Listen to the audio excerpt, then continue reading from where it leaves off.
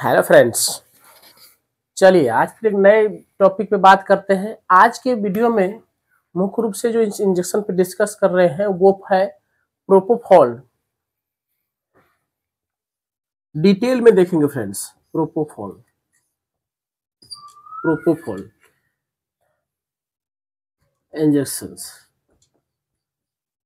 Actually ये जो है घरेलू यूज के लिए इंजेक्शन नहीं बनाए गए हैं।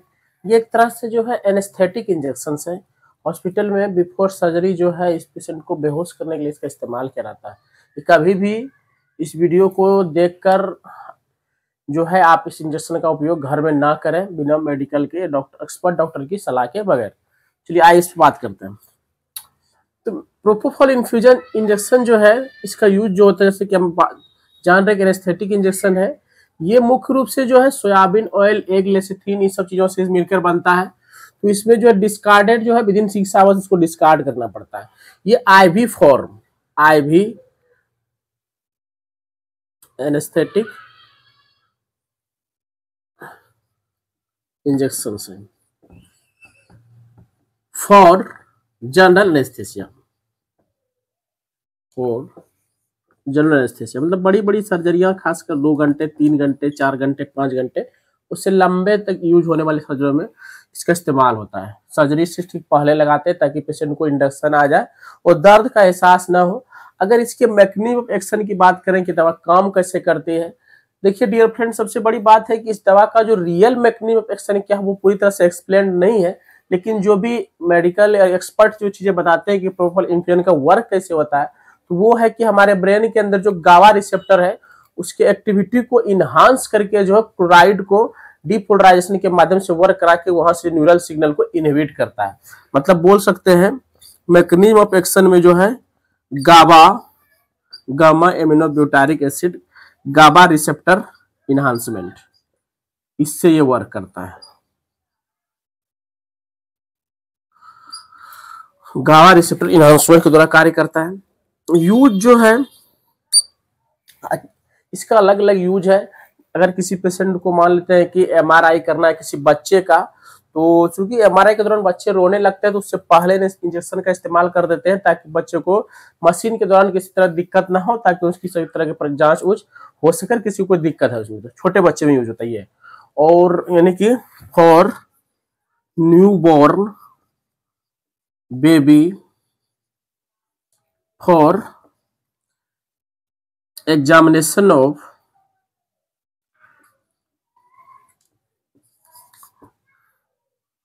एमआरआई, फॉर एनी पैथोलॉजी, किसी भी पैथोलॉजिकल केस के लिए जो है एमआरआई अगर सजेस्ट होता है तो उसमें जो है दे देते हैं ताकि एमआरआई में कोई दूसरा जो है आपको गैस्ट्रो इंटेस्टिनल इंडोस्कोपी केस में भी जो है अगर हमको इंटेस्टाइन के रीजन को देखना है तो उससे पहले लगाया जाता है for examination of gastro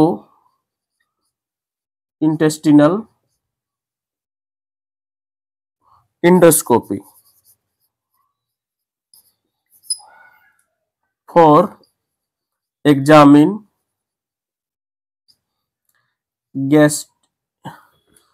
examine intestine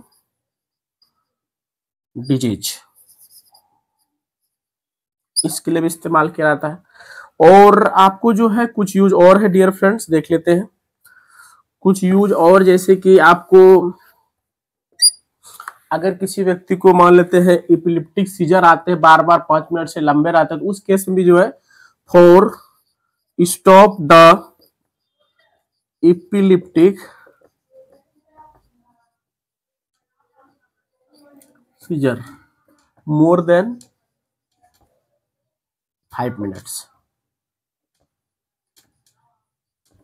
यहां पे जो है प्रयोग किया जाता है।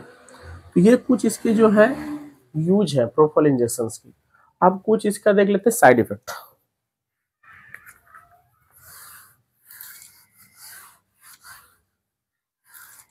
साइड इफेक्ट, जिस भी रीजन पे लगाते हैं वहां पे व्यक्ति को दर्द हो सकता है, एक्सेस पेन हो सकते हैं।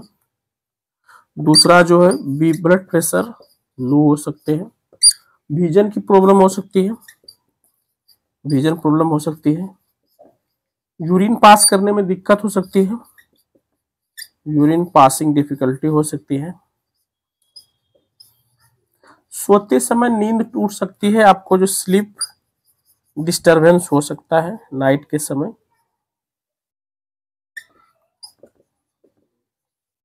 ये सब कुछ साइड इफेक्ट है। इसका जो कॉमन जो डोज होती है, डोज तो ये अलग अलग है, बॉडी वेट के अनुसार है। कॉमन डोज स्ट्रेंथ जो ये अवेलेबल होती है, आपको 20 ml का वाइल आता है तो 200 mg पर 20 ml, यानी कि